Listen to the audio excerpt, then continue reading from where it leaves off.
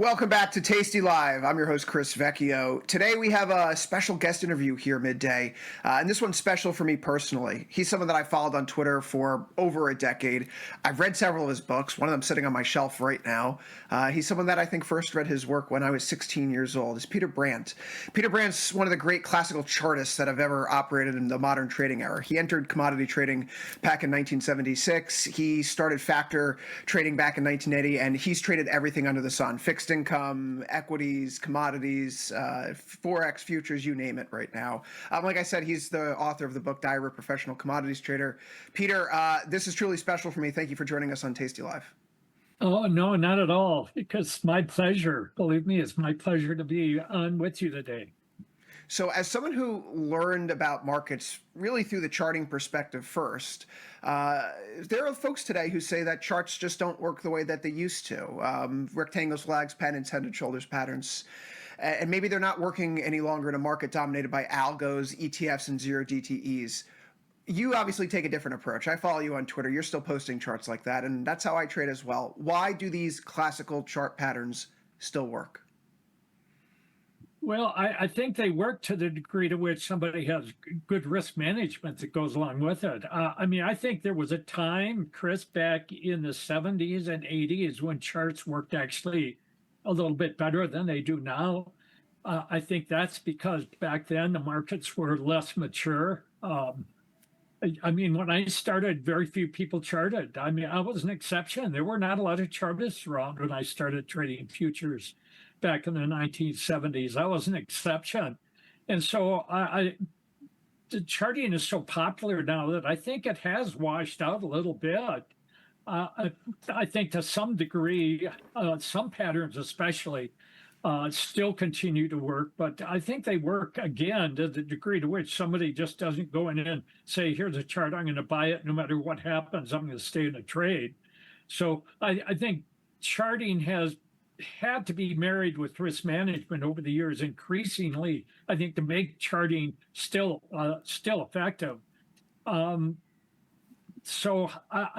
Hey, I make my living trading charts. So I think my tax accountant can testify to the fact that charts still work.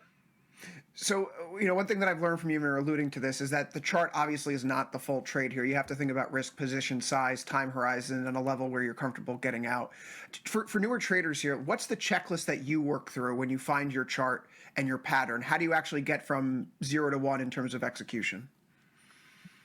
Well, I'm pretty peculiar as to what I consider to be a tradable pattern. I think, and that's the big thing, is back when, if it had a pattern, I trade it and it didn't matter. Where I've become a lot more selective upon what is my trade. I think I've clarified that over the years, really to refine it to a very specific thing. I hate diagonal lines on charts. I don't trade trend lines. I don't trade symmetrical triangles. I don't trade channels.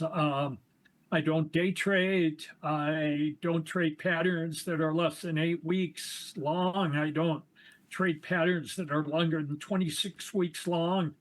And I've come to assume that 45% of my trades are going to be losers. As a matter of fact, Chris, I tell staff, assume your next trade is going to be a loser. If you assume your next trade is going to be a loser and that's your default position, then you take risk management a little bit more serious. And so that's been pretty consistent for us over the years that, a little over half of our trades work, a little less than half of our trades don't work.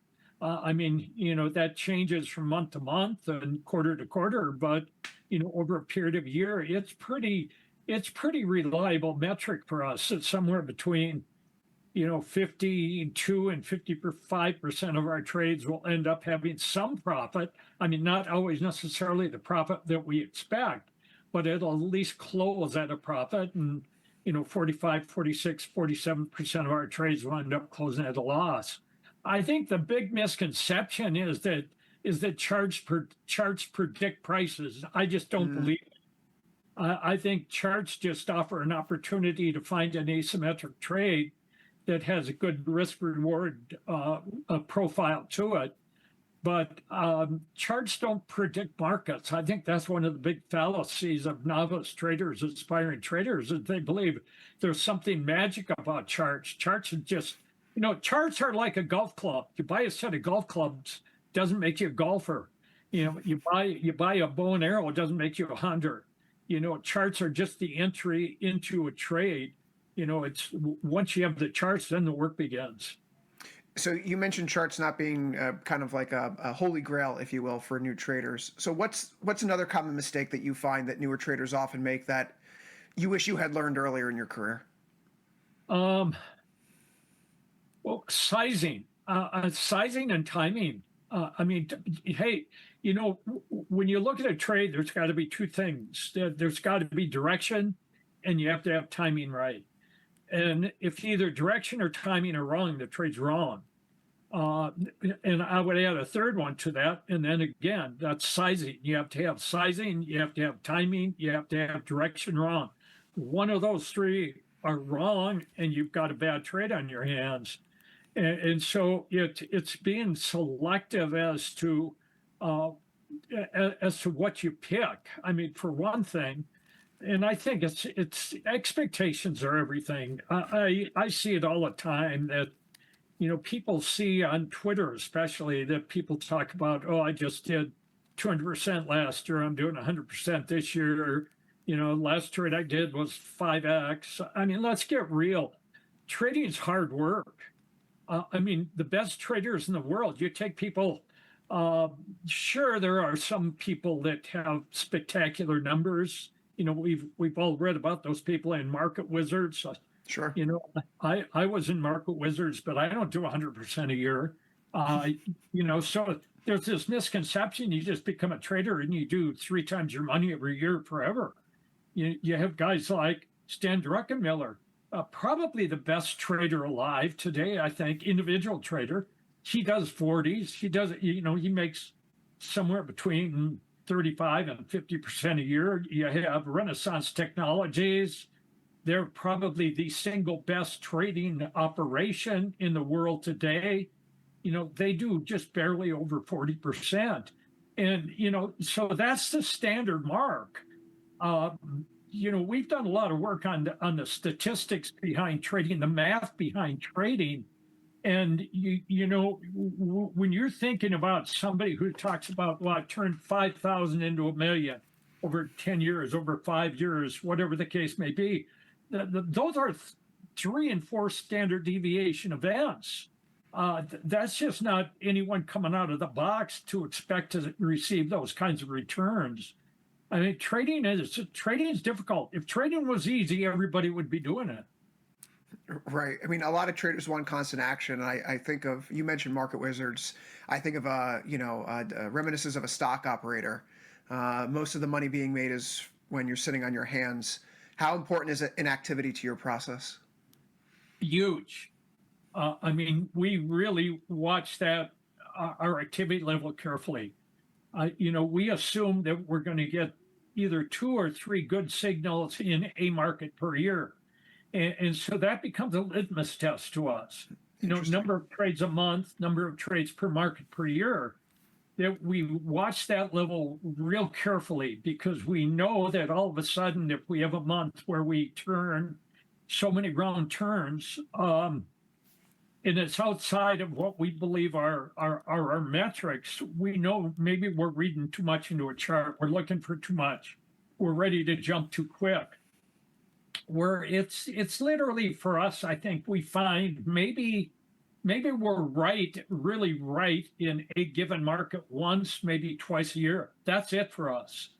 So we'll trade a corn market once, and twice, and third time. If we trade a corn market 4th time in a year, we have to start asking ourselves, is our nose getting too close to the chart graph? Do we need to pull back out? And so frequency of trading is a really big metric for us. It's the way that we really find for ourselves that we're either becoming more active than we should or less active than we should. I think for us, another big metric is hold times. We watch our hold times very carefully on both the loss side and the profit side. We've pretty much put metrics around just about anything that we can measure around our trading. We have a pretty good idea of where we want to come in at the end of a year. You come up in your background in commodity futures is a little bit different than the typical equities trader, right? Because when you're dealing with commodities, it's supply and demand, it's seasonality, leverage, a whole bunch of other factors that maybe equity traders aren't exposed to on the way up. So I guess the classic question I have to ask you: what commodity chart looks the most interesting right now that folks are overlooking? We like the positions we're in. We're in a lot of global equity futures. Everybody thinks of the S&Ps or Nasdaq, where there are wonderful equity futures around the world. I could go off on why I believe futures, the asset class of futures, is a superior asset class to stocks. Maybe we'll have time to do that. But we believe that futures are really the single best asset class. And you take a look at stock indexes. We, in the last couple of months, have made money in the Singapore index. We've made money in the Euro Stocks Bank futures. We've made money in the IBEX, which is the Italian futures contract. There's some wonderful futures markets around the globe. The ASX in Australia, in Canada. I think that one of the big things for us, one of the big reasons that we love the futures markets is its natural diversification. You take the U.S. stock market, somebody that trades U.S. stocks, it's all one trade. They can have 10 different stocks on, but you come in here someday and the Fed breaks some news and you find out that every one of your positions goes against you. Where in futures, we can be long a grain in Asia, short a grain in Europe. We can be long a stock index in the U.S., short a stock index in France. We can be in agriculture. We can be in fixed income futures. We can be in softs. Right now, one of our big positions is in sugar, in the number 11 sugar contract in New York. And so there's this natural diversification that we have in futures contracts that really is almost impossible to attain in a normal portfolio structure in the stock market. Peter, let's wrap this up, and I want to leave with a practical question here. A trader who's watching this market and even watching the show today is clearly trying to learn and improve and become a more successful trader, right? The simple trader wants just, where do I get in, where do I get out? But those that are trying to do this over the long haul want those lessons. They don't want the fish. They want to learn how to fish here. So if you are giving practical advice here to folks who are listening in, what's the single most important thing that they can do as a new trader to get on that right path to long-term success like you've been on? Learn to position trade, get away from day trading. Day trading is a losing streak. Sure, there are some people who are successful in day trading. You can be 5 times more successful if you learn to position trade and hold overnight than a day trader can be. Again, sure, there are day traders who make money. Get out of losses within a day or two. Don't take losses from on a weekend.